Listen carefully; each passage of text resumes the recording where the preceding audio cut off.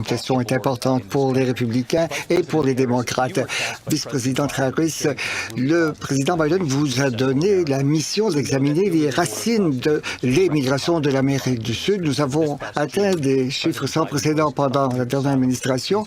Ces derniers mois, de nouvelles restrictions ont été imposées et les chiffres ont baissé de façon importante. Mais pourquoi l'administration a-t-elle attendu 6 mois avant les élections pour agir? Est-ce que vous feriez les choses autrement maintenant? Alors, je suis la seule personne sur cette scène qui a poursuivi des organisations criminelles transnationales pour le trafic d'armes, de drogue et d'êtres humains. Laissez-moi dire que les États-Unis et son Congrès, et dont ses membres les plus conservateurs, et c'est vrai pour les Sénats, ensemble ont élaboré un projet de loi quant à la sécurité des frontières. Et ce projet de loi aurait permis 1500 gardiens auprès de la frontière pour renforcer ceux qui y sont déjà, et cela nous aurait permis de retenir la quantité de fentanyl qui entre aux États-Unis. Et je sais qu'il y a de nombreuses familles qui connaissent les répercussions néfastes du fentanyl. Alors, ce projet de loi nous aurait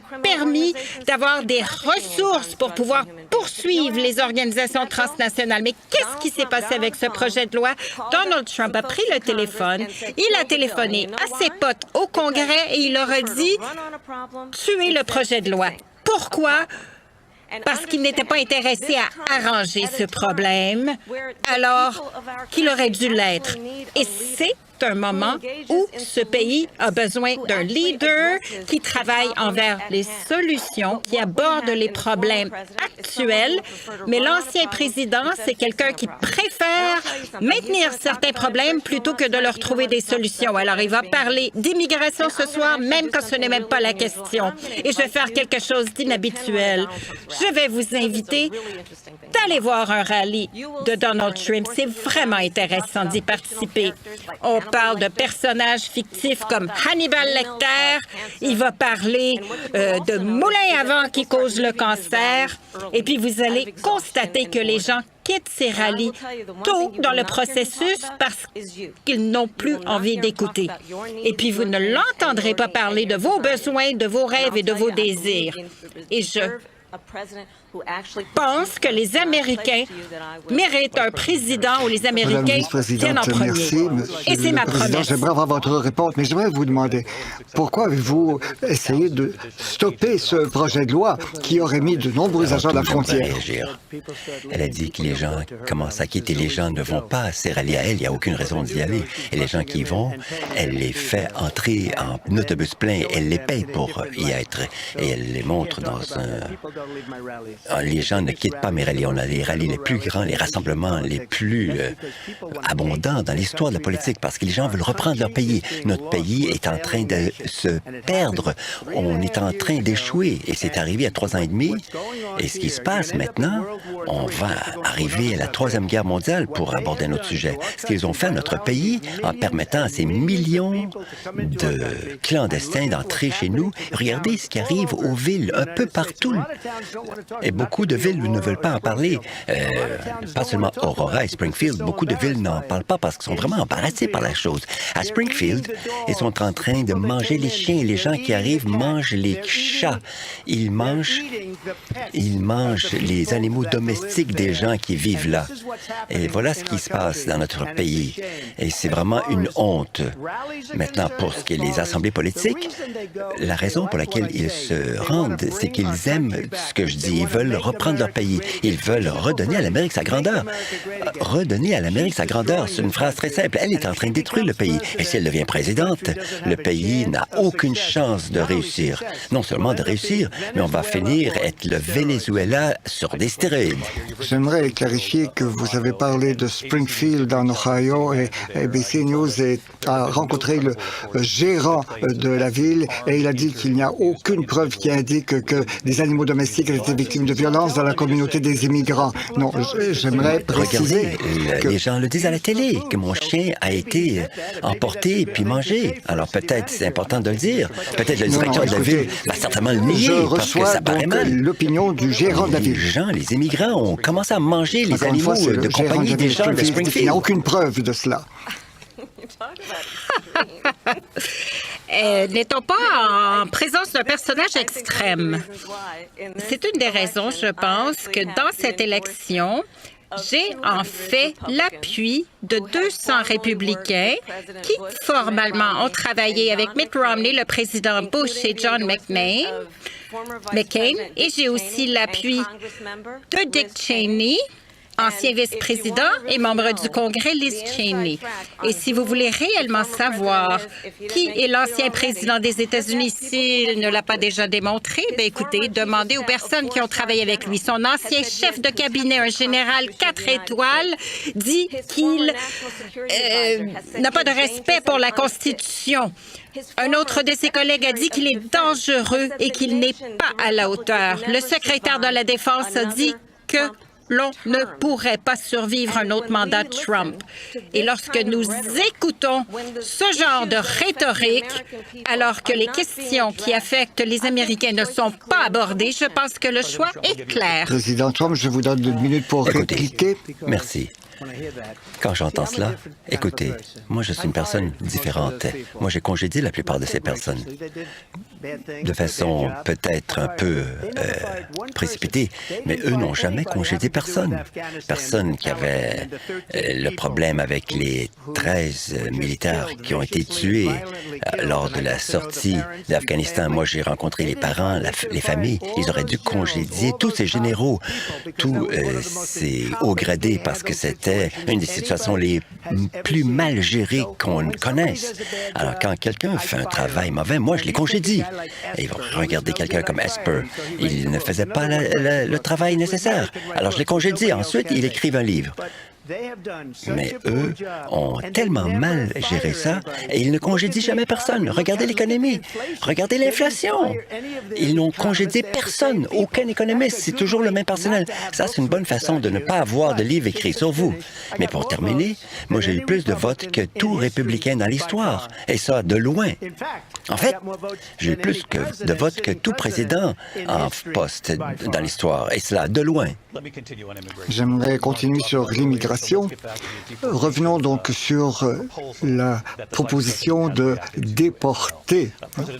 Le président Trump, vous avez dit que c'était la plus grande opération de déportation dans l'histoire de votre pays. Vous avez dit que vous utilisiez la garde nationale, par exemple, et même l'armée américaine. Avec les policiers locaux. Vous auriez aussi les forces de police locales. Comment pouvez-vous déporter, expulser 11 millions d'immigrants? Expliquez-nous à quoi est-ce que cela va représenter. Les gens vont aller de porte à porte à travers le pays. C'est beaucoup plus à cause d'eux autres. Ils ont permis à des criminels, des millions de criminels à entrer chez nous. Ils ont permis des terroristes de franchir la frontière, des criminels vraiment quotidiens, des trafiquants de drogue. Et maintenant, nous sommes les États-Unis et ils se font dire, comme le Venezuela, ne revenez jamais parce qu'on va vous tuer. Savez-vous que la criminalité au Venezuela et la criminalité dans les pays tout autour du monde a baissé beaucoup? Pourquoi? Parce qu'ils ont pris leur repris de justice et leur ont donné à elle pour qu'elle les fasse rentrer ici. Et ça va être une des plus grandes histoires de permettre cela. Et ils l'ont probablement fait parce qu'ils vont recevoir des votes, mais cela ne vaut pas la peine. Parce qu'ils sont en train de détruire le tissu social de notre pays avec leur politique. Il n'y a jamais eu de telle politique. Ils ont détruit le tissu social du pays. Des millions de personnes qui entrent. Et partout dans le monde, la criminalité baisse, sauf ici. La criminalité monte, elle explose, malgré leurs déclarations frauduleuses. En fait, la criminalité explose et nous avons une nouvelle forme de criminalité, la criminalité des immigrants. Et c'est à un niveau inimaginable. Président Trump, comme vous le savez, le FBI dit que dans l'ensemble, la criminalité a diminué dans ce pays. Écoutez, ce sont des fausses déclarations du FBI. Ils n'incluaient pas les pires villes. Ils n'ont pas inclus les villes avec la pire criminalité.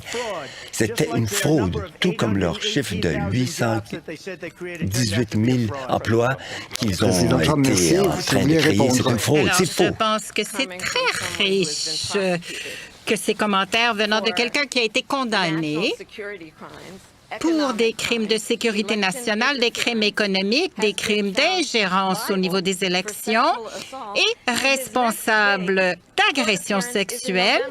Et en novembre, il doit comparaître à sa propre propre détermination de la peine.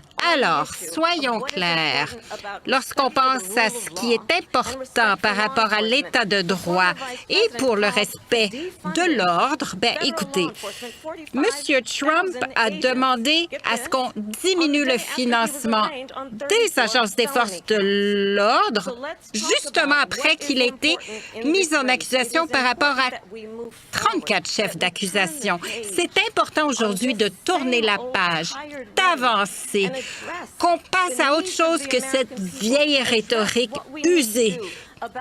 Aborder les réels problèmes, les problèmes de logement.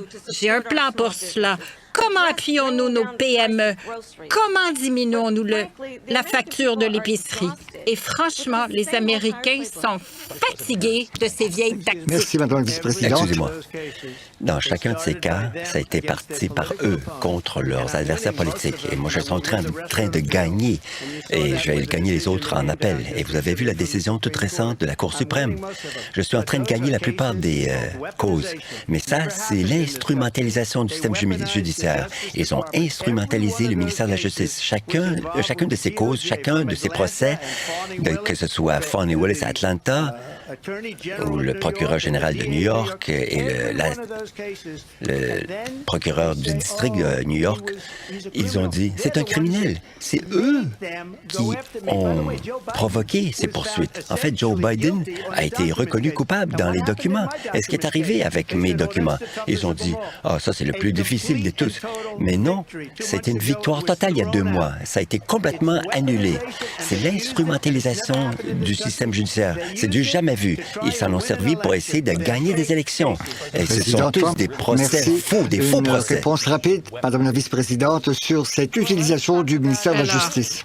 Parlons d'extrême de nouveau. Et voyons le contexte de cette élection.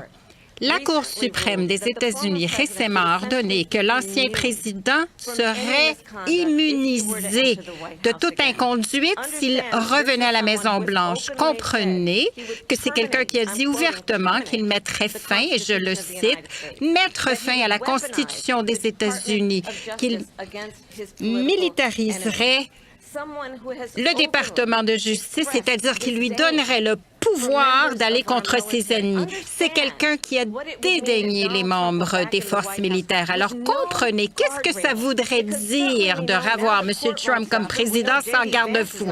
Alors on sait que les tribunaux ne peuvent pas l'arrêter, J.D. Vance ne peut pas l'arrêter, c'est la décision des Américains de le faire. Madame la vice-présidente, Voilà qui l'a instrumentalisé. C'est elle qui a instrumentalisé le système de justice. Moi, j'ai presque été assassiné à cause de ce qu'ils disent à mon propos. Ils parlent de la démocratie. Je suis une menace à la démocratie. C'est eux qui représentent la menace à la démocratie. Avec Monsieur le Président.